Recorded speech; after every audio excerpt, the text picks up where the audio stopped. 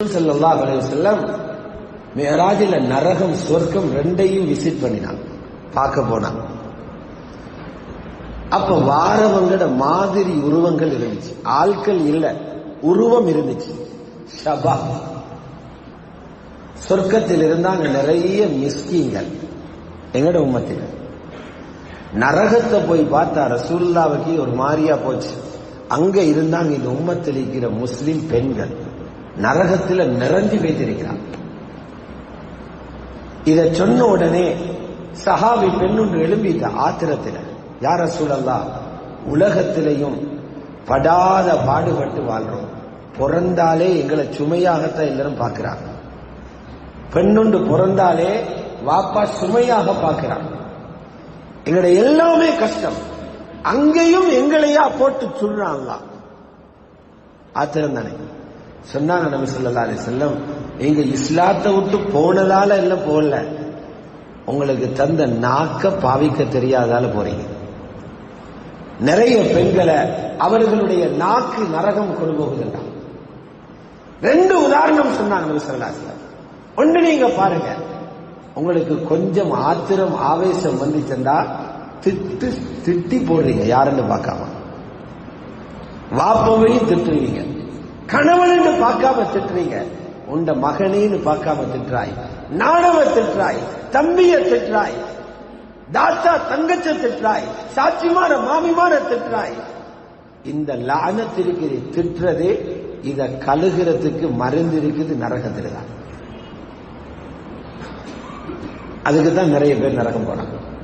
ரெண்டாவது சொன்னாங்க ரசூலுல்லாஹ், துக்ஸிர்னல் லஅன வ தக்ஃபுர்னல் அஷீர், கணவனை நன்றி கட்ட பேச்சு பேசி கல்ப கீறாய்.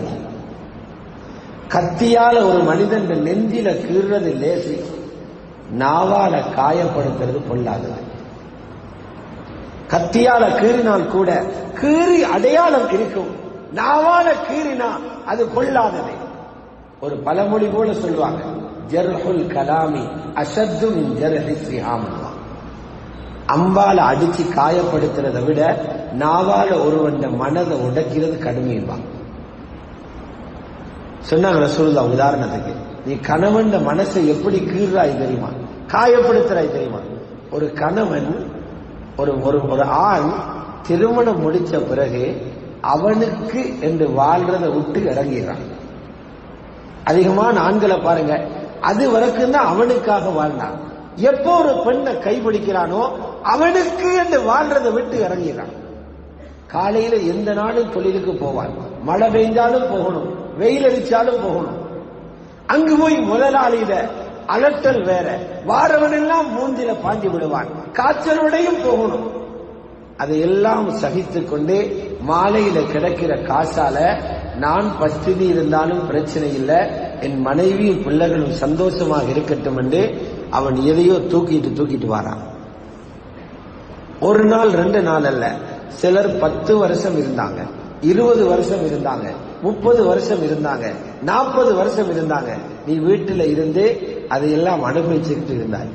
இப்ப அவனால ஏதோ ஒரு தவறு நடந்துருச்சு, அல்லது நோயாளியாகி வீட்டிலே அவன் முடங்கி இருக்கும் நேரத்தில் நாவு கூசாம சொல்றாளாம், மா ரஅய்து மின்க கைரன் கத், உங்களால ஒரு நலவும் எங்களுக்கு நடந்தது இல்லைங்கிறான். 40 வருஷம் உனக்காக அவன் பட்ட பாட்ட ரப்பு பார்க்கிறான். அந்த 40 வருஷத்துல தியாகத்தை ஒரு வார்த்தையால குலைக்கிறாயே, இந்த நாவை கழுகிறது நரகம் போறீங்க. சஹாபா பெண்கள் எழுப்பி கேட்டாங்க, யா ரசூலல்லாஹ், அல்லாஹ்வுடைய தூதரே, நீங்க இதை சொல்றதுக்கு முன்னால எங்களாலேயும் இப்படியான தவறுகள் நடந்திருக்குது, நாங்க என்ன செய்யணும்? இப்ப சொன்னாங்க, உங்களுக்குரிய பரிகாரம் சதகா கொடுங்க, தஸத்தக்ன அல்லது இத்தகுன்னார வலவு பிஷிக்கி தம்ரா, ஈட்டப்பழ கீத்து மட்டும்தான் இருக்குது, அதையாவது தர்மம் செய்து நரக நெருப்பில் இருந்து உங்களை பாதுகாத்துக்கும்.